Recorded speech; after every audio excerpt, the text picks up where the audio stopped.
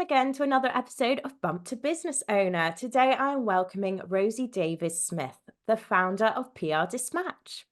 Rosie is the founder who built her business with a mission to prove PR agencies wrong. PR agencies historically have led clients to believe they're the only ones who can do it. So after running her own agency for over a decade called LFA, which supported high growth e-commerce and retail businesses to increase awareness through PR, Rosie went on to found PR Dispatch, a platform which powers in-house teams to become the PR experts. Since then, over 2,100 brands have been given the training, expertise, and contacts they need to take control of their PR in-house and secure their own coverage at just 3% of the cost of a PR agency. Both LFA and PR Dispatch have been recognised by Startup 100, BBC Apprentice, GBEA, Virgin Startup, Women of the Future, and many more. Not only that, but of course, Rosie is doing this around her other job, motherhood. Rosie, welcome. Thank you so much for coming today. Thank you for having me, Caroline. It's an What a honor to be CV. You've been doing businesses for so long. That made me sound much better than I am, that intro. Not Thank you. true, not true. I fully believe in bigging each other up, and I feel we do a better job doing it of each other. So that's why I do that. So you can come in going, yes, that's me. Thanks. I love hearing about. So yeah, I mean, you've been running businesses for a while now, so I just know there's going to be so much chat about, especially like people business before PR Dispatch. You had more of an agency like mine, and I love talking to other agency owners. But I love hearing about mums who've started their business, the career path that led to it. So tell us a little bit about your career path to launching LFA to start with. Yeah, so I kind of struggled through school. I was dyslexic and kind of school wasn't really my thing. And so I was very creative and went on to do a creative degree after school in textile design. And after I finished that, I started to intern. Well, I interned all the way through, but kind of really went into like full-time internships, back to back, lots of different companies, trying to gain as much experience as possible. And during one of these internships, I was given the task of PR. And I was given a pile of magazines, told to call them up. This is back in the day when you used to call the press, call them up and email them product suggestions. It was a knitwear brand called Lowy based in Southeast London. So I started to do that. And kind of over the few weeks that I was there, I started to get these responses from kind of Elle and Vogue and The Stylist and the Sunday Times.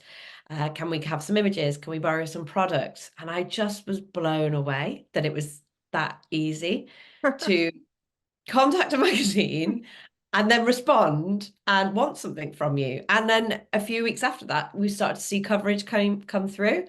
And I thought, this is absolutely incredible. I'd never even heard of PR before that. I didn't have no clue that that is how magazines got their content. So I convinced the brand to pay me 1 day a week to do this thing for them, PR. And I started to do a good job, and she recommended me. She's very well connected, or is very well connected. She recommended me to lots of her friends that also owned businesses. So that kind of then in turn led me to start a PR agency. And I think looking back, because I'd had no PR training, I'd never worked in a PR agency, I had no idea how PR was done by other people. I just knew what kind of I was doing was working. And we were very open with our clients, we're very transparent. And that snowballed kind of into a much bigger agency because people liked the way they were doing it. They traditionally, and I didn't know this at the time, but traditionally PR was quite secretive, and it was who you knew, and it was a little black book, and you wouldn't share too much, and it was very expensive. So yeah, people liked our approach to it. So I started the agency called LFA in 2013, and we worked with some very good clients, very nice clients to work with. I love that. It shows, well, especially shows the entrepreneurial spirit of like, I'm good at this. Let's do something more with it. Also, like, yeah, lifting, like, I don't know, is it the curtain, opening the curtain behind this PR door. I don't know if we grew up at the same time, but Absolutely Fabulous was in my childhood, but still Yeah. didn't know what PR was. It was very Yeah. intentionally, because that's the joke behind it. But also, like you said, you struggled in school, and I can relate to that. I wasn't dyslexic or anything, but I think I just struggled with the whole structure. I wasn't very academic. And then it's getting into the working world and realizing the working world's nothing like that. And it doesn't just because you weren't very good at school. It's like, oh, but I'm good at working and I'm good at this, so I Yeah. can make money. Yeah. And I liked the challenge of making money off my own back. My dad ran his own business, so I always knew I wanted to run my own business. I had no idea what in. I thought I'd be a designer for some reason, but I wasn't very good at design, so I don't know why I thought that. Oh, Um, that's very I'm seeing a lot of similar types, like me and singing. I was okay, but I don't know why I was convinced I was oh, gonna be a singer, and I was like, "No," and it just didn't obviously didn't happen. That's why I'm here, but, there you go. You've got skills. it's that rebellious kind of, I'm not going to do be employed, but Yeah. do and then you find your way somehow, isn't it? Yeah, I What just did your dad do? he ran a company that made environmentally friendly cleaning products.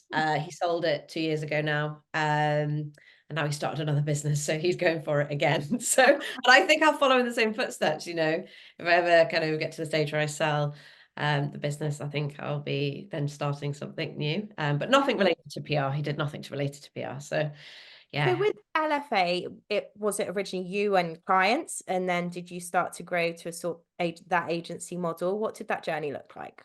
Yeah, so at first it was just me, and I actually rented a desk off the first ever client I had. So Lowy, the knitwear brand, who I should say were a client till the very last day of LFA, and now they are a PR dispatch member. So he's been with me 13, 14, maybe even 15 years now. Amazing. Um, and so yeah, I used to rent a desk in Bronwyn's office, and then I took on kind of a freelance staff at first. And that first employee always feels very scary. So I kind of edged my way into it with some freelancers. And actually, after a few months, I realized that we had the revenue to cover a salary, and what the output I would get would be so valuable. So I hired my first employee, Cecilia, who's still with me today. She's been with me probably 8 or 9 years Oh, now. wow. Pivoted from one business to another business. She used to Yeah. work for LFA. She now works for PR Dispatch. This is the new company. And yeah, the team grew to about 9 or 10. We went through, I think, I mean, it was never glamorous, but we tried to go through like the glamorous agency stage where we had a really nice office in like London Bridge, and we'd go out for drinks a lot. And then kind of COVID brought us back down to earth, and that ended very that ended very Aw. At least swiftly. you did it though. You Yeah, feel like we definitely had. There was about 2 or 3 years when we were based kind of right in the center of London, and we had, I'd say we were never like other agencies because we didn't really have that kind of culture, but we definitely had fun. We had loads of fun, and we tried to make it kind of a really nice working environment. Oh, I love that. And so tell me a little bit, because I'm an agency based on all freelancers right now, and I know I'm going to have to employ at some point, and I'm kind of putting it off. Like, how did you go about that? Because I just feel like there's loads of processes and things. I have a lot of processes in place on a different way, but for employee, did it feel how did you go about that? Um, Do you know what? And I spoke to someone else about this last week. I met someone for a coffee and spoke about this. It always feels scarier than it actually is in reality. Mm. I've had the same accountant for kind of 13 years now, and they were really good at managing the payroll, the pension. They let me know all the costs involved, so they worked all that out for me, kind of ahead of me hiring her. So I knew I could afford it. And actually, as long as you've got the insurance in place, you've got employees insurance, Yeah. and you've got an accountant handling, if that's kind of not your realm, the PAYE and the national insurance contributions and tax contributions, there's actually not that much to do or think about. So if someone tells you what to pay to the government on behalf of your employees every month, it's when you get more than one, the process becomes easier, but the costs become more because your Yeah. first employee is always discounted up to a certain salary, I think it is. And Mm. yeah, then the costs increase because you've got more people paying pension. So it can rack up quite quickly. And obviously people's salaries increase. If Yeah, someone's with you a long that's time, their it. salary increases. And development, and Yeah. I think it's that side I'm always thinking on, and making sure they're in the right role and where they want to go. I can imagine that's a huge job, isn't it? Yeah, and I try, especially because we're all remote now, I try and make sure we have every 6 months, like an hour's call booked in where we talk through kind of goals and career goals and pay and kind of all of that sort of stuff. So yeah, you are responsible for someone, but I think with the right people, it actually feels manageable and enjoyable. Like the team have been with me a long time, and it's nice to see them kind of their roles evolve and them evolve as people. I love that. And especially coming with you from LFA to PR dispatch. So let's talk about that. So you went through your glamorous era and then COVID happened. And so what happened? Because did I read that you lost 80% of your LFA revenue overnight? Yeah, it was 90%. 90. Oh gosh. 90%. So I'll backtrack a few years. So started LFA in 2013, and then in 2017, we were getting so many inquiries for PR from amazing, amazing businesses. We only work with physical product, so e-com or retail, only physical product. And we were seeing so many brands coming through our inquiry for wanting PR. And I I've always had this kind of conscience thing where I won't take on a brand if they're not going to see the return on investment. And PR is expensive. It's, our costs were from kind of £2,000 a month. It's expensive. Yeah. And these businesses, although their products were fantastic, they weren't at the scale to be securing PR and maximizing that PR through ads or through content that they're doing. They didn't have the team in place or freelancers in place to do that. So we were turning away a lot of great product. And I thought, what if we put all of this knowledge, everything that we know as a team of PR experts, into a membership and we charge people to access it? So we trialed it. I thought, let's just trial it, see if it works. We had about 20 people sign up in the first week, Wow. which I couldn't believe. And within the first 3 weeks, a candle brand had secured press coverage in the Metro. And I thought, we're onto something here. So I said, right, we'll separate the businesses. So I launched PR Dispatch in 2017, and it was a subscription business. It's nice revenue. It was easy to run because it didn't require, wasn't hours in, output out. It was Yeah. much easier to run. You were giving the same content to lots of different people. So we kind of just had it as a side hustle for many years. It wasn't my main focus, but we kind of kept it turning over, and it was just growing very steadily. And then when COVID hit, our agency clients, all except two, handed in their notice. So we were left with two clients, down from, I don't know, 20, 30 clients or revenue, kind of Mm. different revenue coming in. And PR Dispatch exploded. It was like everyone was at home. Everyone kind of that never had the time to think about PR or do PR before had the time to do it. People wanted to learn. Like we were all doing courses and different kind of trying to better ourselves. So PR became really, really relevant. People were reading more content. The press were producing more content. They were supporting independents and small businesses. And PR Dispatch just exploded. So kind of in March 2020, I had to pivot the whole team from LFA into very random roles at PR Dispatch to keep their jobs. And they all did incredibly well. Everyone They kind all of just come kind of thing. they all That's came. amazing.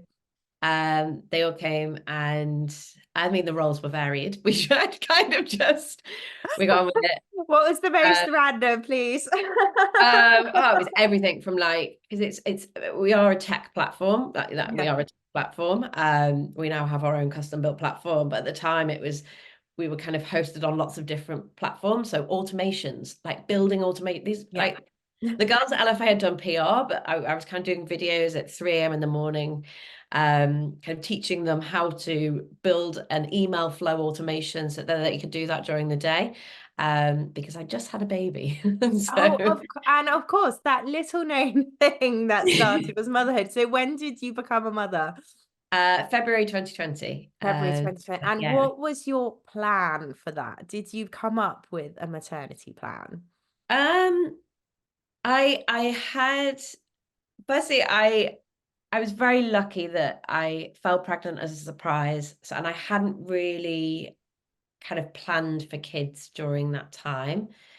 Um, but I think it's one of those things that it was good that it happened to me that way, because I always wanted to be in control of every situation. There never would have been a good Mm. time, especially when you run your own business. So it was good that it happened for me that way. So I kind of decided that I'd take 6 to 12 weeks fully off and then just come back as and when. There was a full maternity handover for both businesses. PR Dispatch was handed over to the one employee that it had. And LFA, there was a like full contingency plan for every scenario, every situation, apart from COVID. So You could I not have planned for that, could could you? not have You could not have planned. And by the time I had her, um, it was starting to kind of heat up in mid-February. It's February the 15th. So I was not. kind of like, I was thinking, oh, don't know how this is going to pan out, but people weren't worried. And by the time March hit, I knew something was going to change. So I probably had 2 weeks of kind of bliss, and then I had to go straight back to it. Wow. And how did you what did that look like in reality? Because babies are very attached to you at that stage. They don't move a lot, which is good, but your head can be all over the place. Like it's the newborn stage. It can really go so many ways. What did it look like? Well, we didn't have the help that we thought we'd help because we were all locked down. Yeah. So my husband's mum kind of was kind of going to help us, especially with like me just tapping into work kind of some days, but that was not kind of possible. Yeah. I guess my husband then was at home all the time, which was a plus. So we kind of tag teamed it. I actually, when kind of Amazon shows your photos on the TV, like past photos, like a photo came up of the like 2 days after she was born, and I'm sitting on the bed with a laptop in front of me and she's in my arms. So I must have been kind of working and on top of stuff. There were a lot of kind of videos of how to do stuff, late night lists, sending stuff to the team during the night, or at least typing it out and then sending it in the morning on their time.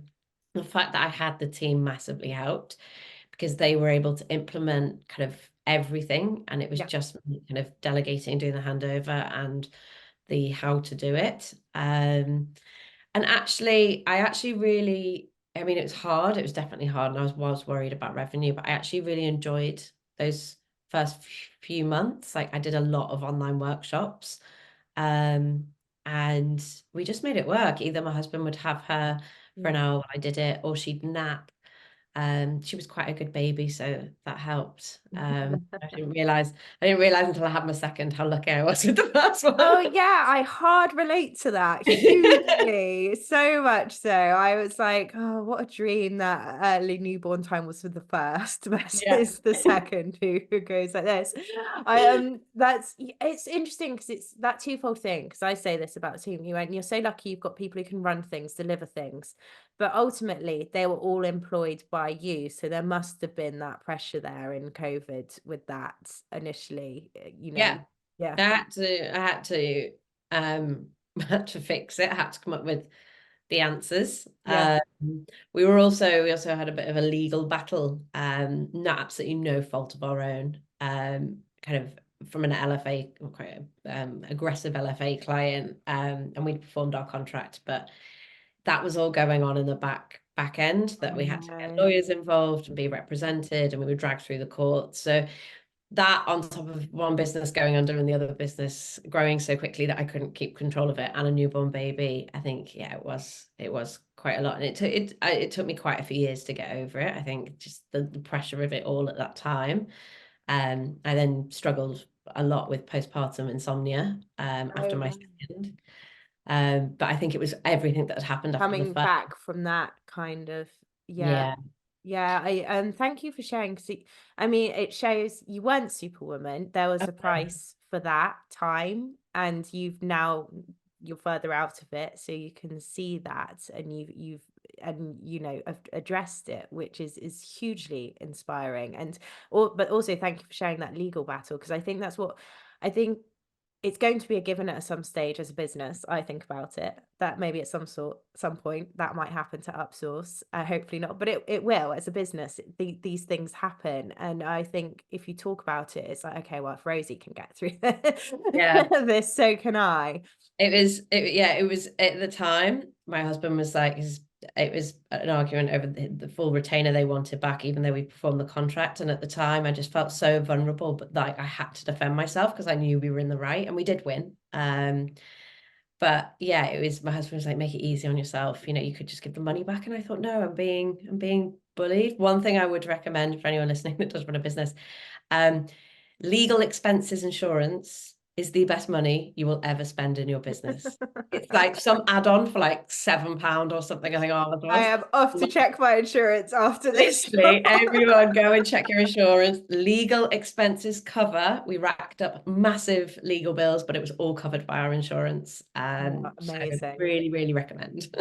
And well done. And it is, I had to, there was nothing like that. But back last year, I had to hold a client to contract for several reasons. And he tried his best. He really tried. And it felt really tough, but I had to do it for the team and I had to Yeah. do it. And, and I wasn't doing it I was doing it for the right reasons as well. You know, when you doing something for the right reasons and you feel really good after, you're like, yes, Yeah. I'm Yeah. glad it pulled through. Well done. It's not easy. It's not easy. And I think as a founder, you always take it really, really personally as Mm, well. It's like a personal mm.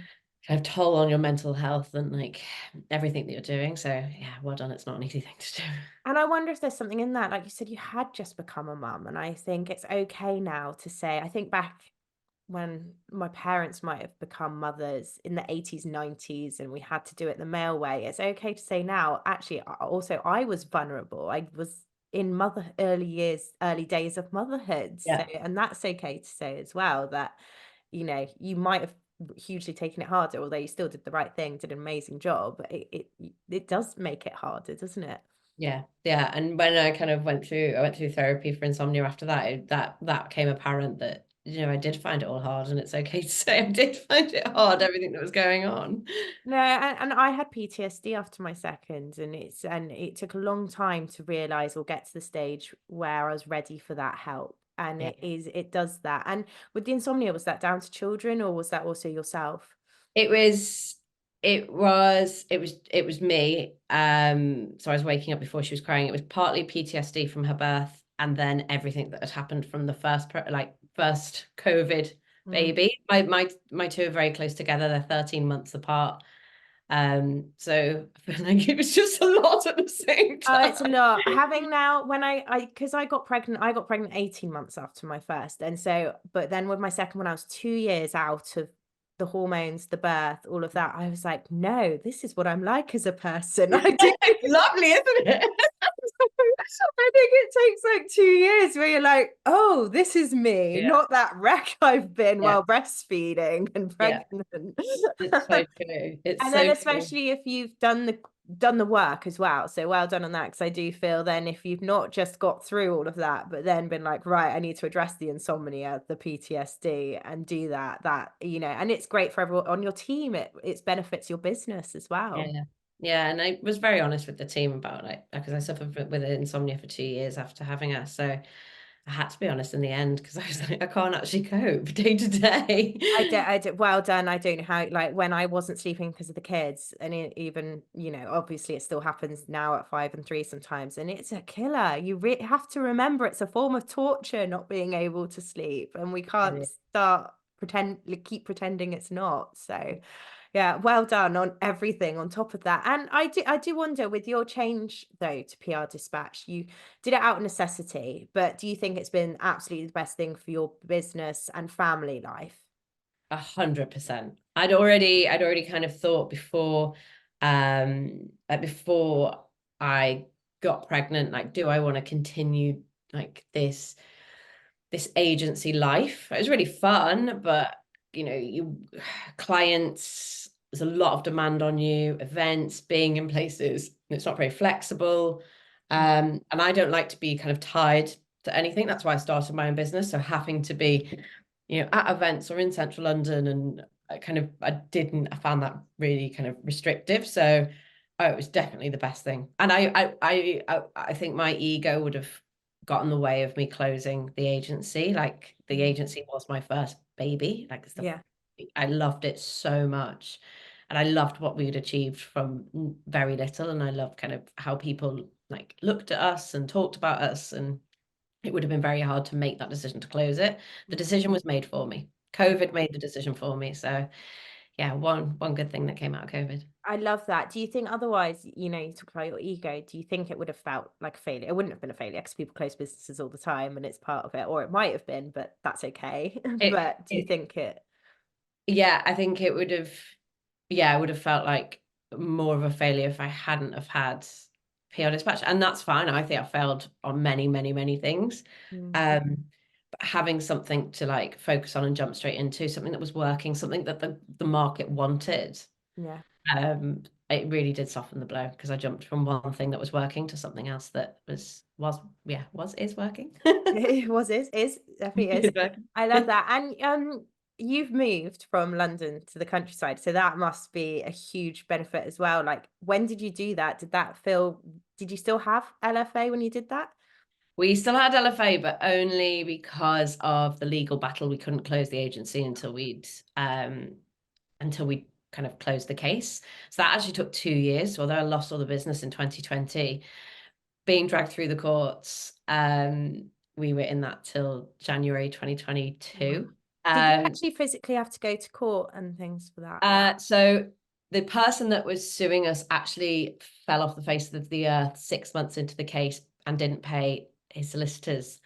But because the case was already in the court system, you then have to go through all the motions, even though they're Yeah. not there or turning up or showing up or don't even have representation.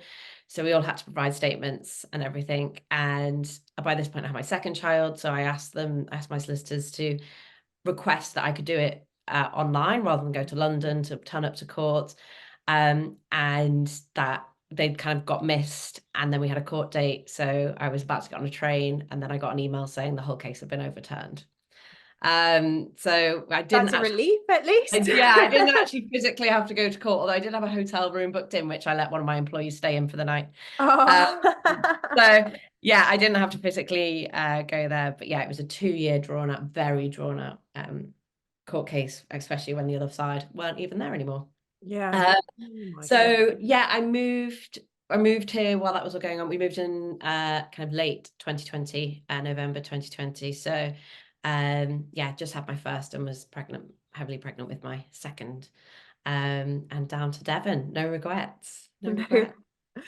And had you made a choice, because were your team in London? Had you made a choice to just all go remote, go all in? We still had an office. We still had an office until kind of 2023. So I kept the office open for anyone that wanted to go in. And as kind of the team started to move out, like Cecilia, who I said was my first ever employee, she moved out to kind of Broadstairs in Kent. So as the team started to move out and go to the office less, I decided it was time to go fully remote. I do give them all a budget for co-working so they could go to a Amazing. co-working space because I don't think it's healthy to be at home on your own all day, every day. Yeah. And Um, everyone has different circumstances. If you live in a flat with flatmates, it's just nice for you to be somewhere. Exactly, exactly. So try and get them out the house. I try and get out the house kind of every now and again. But yeah, just make it as flexible as possible. We've always been pretty chilled out as a business. That we've done half day Fridays for years, and now we're actually a fully 4 day work week. Um, Amazing. so yeah, just try and make it enjoyable. Everyone's going to be like, I'm writing to you for work now. So yeah, I saw that you moved 4 days a week, flexibility for parents. Do you think, I mean, it sounds like you're always flexible, which is great, but do you think before parenthood you kind of got why that might be needed, or why how key flexibility is for some people? I definitely understand more now. Mm, After having complete honesty, I definitely it's not even the hours, it's the headspace. yeah. Like Yeah. the headspace from running from school drop off to getting back to jumping straight on a laptop without even having time to make a cup of tea or go to the toilet it's really, really difficult. And I don't think I had an appreciation Yeah. for that. We've always had quite a young team, like previously. Obviously, we're all a bit older now because we've all been with you for so long. And don't think we ever had anyone with kids until kind of COVID time. Yeah. Um, but yeah, it definitely gave me appreciation for the lack of headspace that you have as a parent, and kind of what the mornings look like. Like you'll know, like before kind of I've even sat down at my desk, I've done a full day's work of trying to get toddler's trousers on. Yeah. Uh, Well, we normally do the school run with both kids, but my second is just so hard at the minute. We just separated them and just thought, let's just give this a go. I'm just tired of dealing with both of them. Love that. And Love that. it's that adaptability. But and even I spoke to a school mum the other day, her kids are on the older side of us, I think like 6 and 8 now, and she's still a 4-day week. And she's like, Fridays when I get everything done. Like Yeah. there's so much to do that you just can't do. Yeah. Fridays are my, so I either use a Friday, and I really encourage, we used to do half day Fridays from like, I think it was like 2016 or 2017. And that's when we were in the offices and a much bigger team. And that was great. But what I was finding was we'd come in for half a day, and people would then stay a little bit later every week. So it was very quickly creeping up to finishing at 1 o'clock, 2 o'clock, 3 o'clock, 4 o'clock. And it just wasn't working. So I was like, right, we're actually going to reduce hours. We're going to reduce all of our hours to, I think it was 30, we work 35 hours a week across 4 days, and no one's going to work a Friday. And actually that's really, really worked. And the team really tried to stick by it, which is good, because then that makes me stick by it as well. Yeah. And on a Friday, I'll go and I'm still trying to sort my sleep out, like having a holistic massage for my sleep, or I'll do half a day's work or recording content. So I like that flexibility. I like the quiet on a Friday. Yeah. Nice to have breathing time. And things are, I mean, I've been running in the virtual assistant industry for ages now, and I can see Fridays are quiet. Like, and that is the nature of it. I can see it across the board. Occasionally there'll be something that kicks off, but mostly across the board, it's like August and December are the quiet months. You see these trends happening, and you're like, why don't we embrace that kind of thing? And can I ask on a business perspective then? So, what if you do have people? Is there, I don't know how it works with your sort of model. Would people ever need something on a Friday that people jump into? This was actually the most terrifying thing about it. Oh, okay, love it. Great question then. Really great question. Although we're a subscription model, so and it's like 2-3% of what you'd pay a PR agency, or our subscription fees. It's like from £60 a month, so it's super affordable. And I was worried that people weren't going to think we were dedicated if we weren't around on a Friday. What a ridiculous thing to think. We just literally lay it out now. It is on the membership. It's on our emails. We are a Right. 4-day week. Amazing. Don't bother us on a Friday. It's on our community group. Questions will not be responded to on a Friday. These are our working hours. And because we've been so firm about it, people really respect it. Our members really respect it. When I was a bit scared and a bit flaky about it, that's when it wasn't landing, because I Yeah. wasn't strong enough. Now I'm like, please do not bother the team on a Friday because no one is around. We've got an automated email that goes out straight away anytime someone emails our customer service. This will not be responded to on a Friday because we are a 4-day work week. So yes, be straight about it if you're going to do it. I love that. And I think it's always good to share that, but share the fear behind it. Because the whole reason I grew an agency model is I thought no clients, I think I came back originally 3 days a week. And, as in formally, obviously it's your own business, so you end up working other times. But I was thought, what clients are going to work with me not in less than 5 days a week? And I was so wrong, because I'm always pitching VAs from the team to work different hours with clients, and the clients are fine with it for the right Yeah. person. And I'm like, oh, I was so wrong.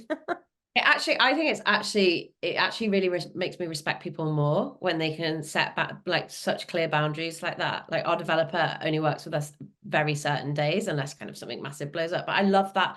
I love those boundaries. It really makes me respect people. Yeah, and you can't. I feel like it's sometimes you just know when they're there as well, kind of thing. Yeah. I think that's what the clients like about it. So I Yeah. think yeah, no, thank you for sharing, because I think the fear around it is what, obviously, on a large scale, what bigger businesses feel, and it's just easier to implement with smaller businesses, but you still have that fear there about it. Yeah. Let's talk about PR, because I love your approach and your mission, and there'll be listeners who are like scared of PR or don't understand what it is, which was both of us we established. So can you break down why would someone need PR for their business?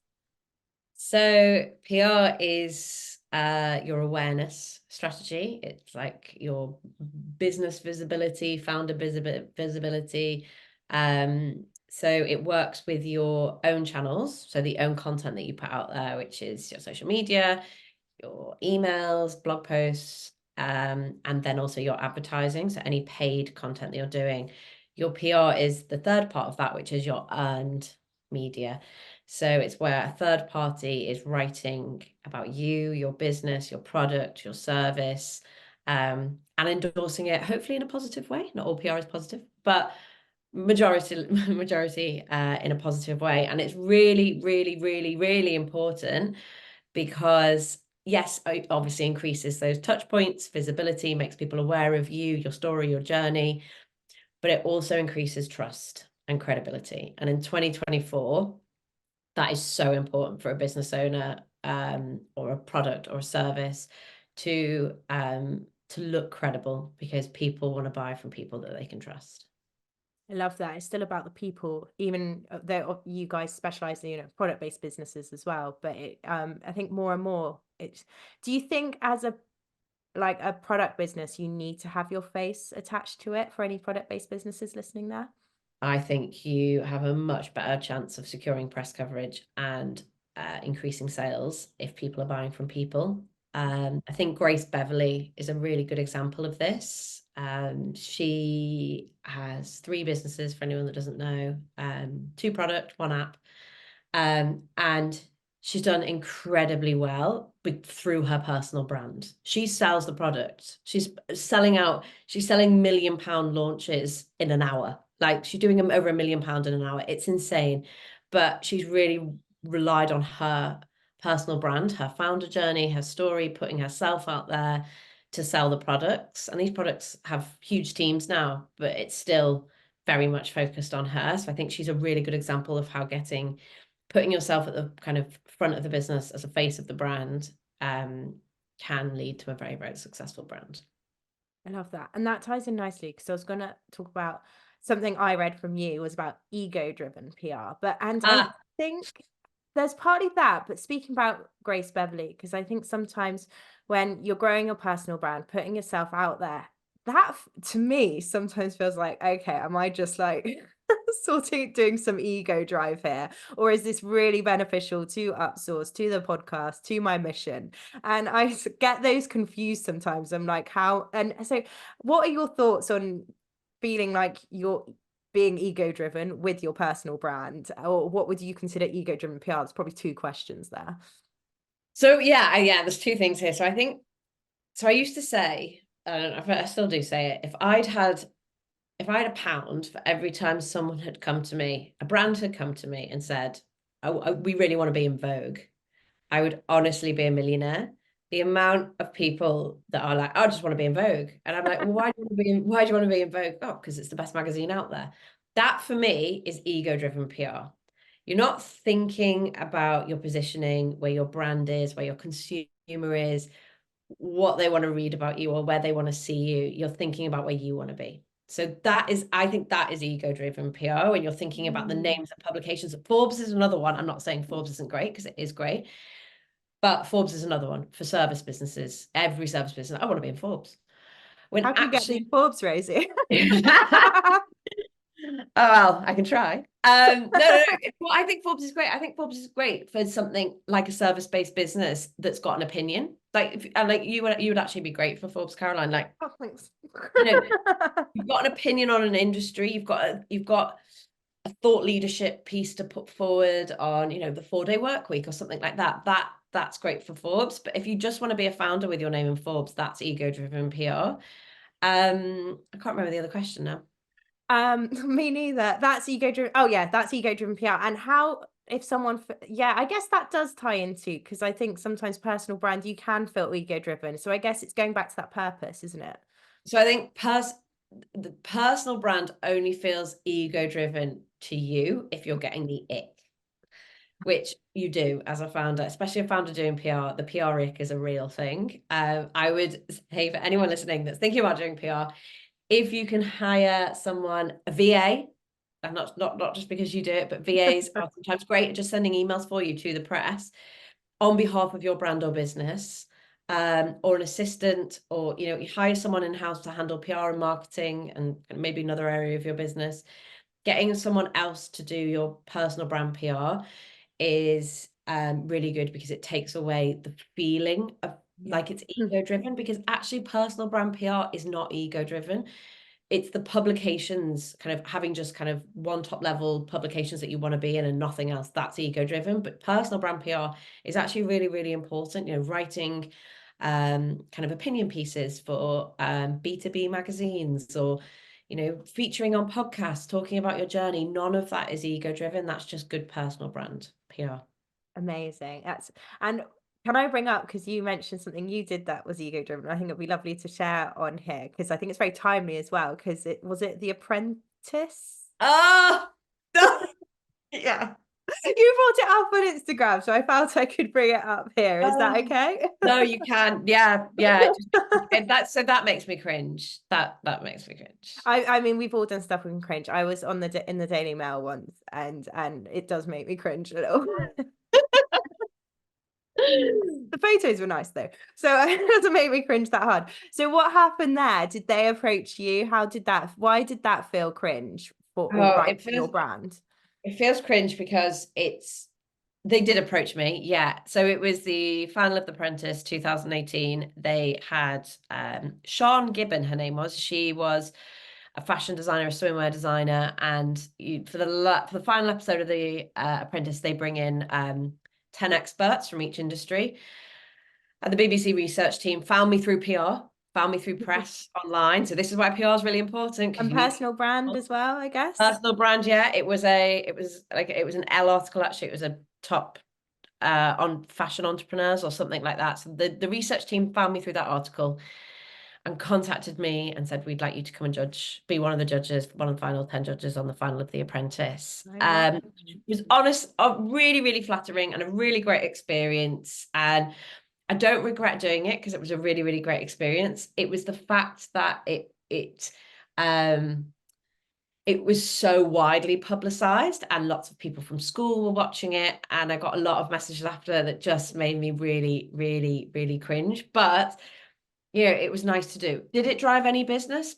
Absolutely not, because it Okay. was ego driven. And that's what I mean by Your ego driven. audience weren't there, basically, My for you. audience are like, they're not there. It was great for like trust and credibility, but it didn't drive any leads through. It wasn't kind of, yeah, it wasn't the right sort of PR for our brand or business. But nice to I do. think well done on doing. I bet it was, it's a great experience, all of those things. And I think it's like you said, it's just that sudden realization you've put yourself out there, and people you don't want to know knowing what you Yeah. do, maybe coming out the woodworks, probably by the sounds of Or it. ex-boyfriends and stuff. You're like, Oh oh, no, no. we don't want it. Can I just add to that? I have a really good example of someone that didn't do that, didn't do what I did. We had a member, and she got featured on a podcast called, I think it's Make a Meaning. I think it is very, very niche. And within the first 4 hours after the podcast went live, she'd had over 250 listens. Yeah, from a really niche, I mean, Make a Meaning, very, very, very niche, like the meaning behind making products. But it was so good because every single one of those listeners that was so jumped on it so quickly to listen within the first 4 hours was super interested and engaged with what she was saying, and probably are much more likely to buy from her than if she was on some sort of big platform. So when you're thinking about PR and you're thinking about where you're going to target, yes, obviously national publications are great. And I'm not saying don't do national publications, because you should, but you should also be thinking niche. Where are your audience? What are they engaging with? What are they listening to? And sometimes some very small platforms out there that specialize or really drill down to very niche content is much better than kind of The Guardian, although The Guardian is great, but you know what I mean. No, it's yeah, I can see that being so true. And yeah, that's a really good takeaway from that. It's like not necessarily, they heard her whole story on this podcast versus a second on The Apprentice. Wait, what's the show called? The Apprentice. Apprentice. Yeah. Yeah. I love that. And just to come back to, because we're kind of wrapping up now, but how do you feel then? Because I look at your journey is incredible, like over the past few years. I'm really excited to see what you achieve over the next couple of years. Because if you can do all of that in early motherhood, I'm sorry. People who say it doesn't get easier, I really, really feel it does when Oh, thank you. I needed that. I may be having teenage tantrums right now, but at least I'm me versus me, pregnant, breastfeeding, traumatized, all of that. So, how do you feel about the term, like, how do you do it? Because when I bring this up, because when I've been asked, it's literally by mums who are like, I'm barely able to breathe at the minute. Like, how are you managed? How did you do that during lockdown? All of that stuff. And, or it's, like a genuine question. They're really like, invested in you and think you're inspiring. So, how do you feel about that term? I don't do it. I think is the absolute Mm. honest term. Like it's incredibly hard. We are desperate for help, as in like nanny, au pair, childminder. We've moved to the most remote part of Devon. So childcare down here is literally non-existent. The kids are in nursery. Well, they're now in like the school nursery, which is the hours are All like hours. 9:15 to like 3 o'clock. It's impossible. You have Uh, holidays as well. with holidays, my Mhm. husband's in London every other week at Oh, least. wow. So I'm doing 3 days on my own. I'm not doing it, I think is the honest answer. I'm kind of doing as much as I can within the hours that I have. I work, I try not to put too much pressure on myself, but I try and work evenings, even if it's with a glass of wine or two, just to kind of write Take some the edge content, off. take the edge off. Um, I think honestly, I think it's really hard without help. I think we don't have any kind of grandparents down here, and that it really does take its toll. So yeah, I think I would be able to do it with a bit more kind of support, which we are desperately looking for. So anyone listening, maybe Any au listening, pairs, nannies want a new life yeah, in anyone Devon. want to move, come live with us, please. She lives by an estuary. Near the sea. But yeah, it's incredibly hard, and I think women that are doing it all, like you do have help, and whether that help is childcare help or it's team help, like that help could be team help as well. The business wouldn't exist without the team. It just wouldn't. Like I can send a task over and it'll be done within a few hours. So that is incredibly supportive, and just having as much help on the business side, even if I haven't got it on the family side, is really important. But yeah, help and support, I'd say. I love that because it's like you're sharing your goal as well, kind of thing. And I think it's valuing those roles that support teams, nannies, your work team all play in this and Yeah. helping mothers achieve their goals and build great things as well. So thank you. And yes, we're definitely not all just doing it. Everything's falling. And finally, thank you so much for sharing that. You've been so honest about your journey, and I know it's going to help so many people. So let's end on one more thing to help them. What three things can someone do who's running a business and terrified at the thought of PR do to just start? Number one, whether your service or product, get some great images. So if your product, images of your product, cut out images, white background. If you're a service business, some really good founder shots, shots of your workspace, shots of your team, whatever angle you're going to be pitching in, but founder shots go a long way. Number two is just start. PR is it's actually not scary. The press really like hearing from you, as long as you're sending like a well-crafted email with something of interest. They actually really like hearing from you. They need your suggestions to do their features. So just start.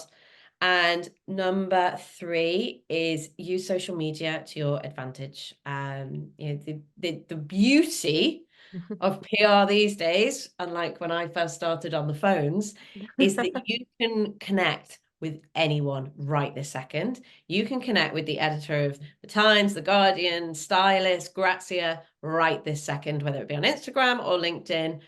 Go and connect with them. Love that. I'm gonna go make some new follows on my Instagram account right now. Oh, amazing. And Rosie, where can people find you if they're invested in your story now?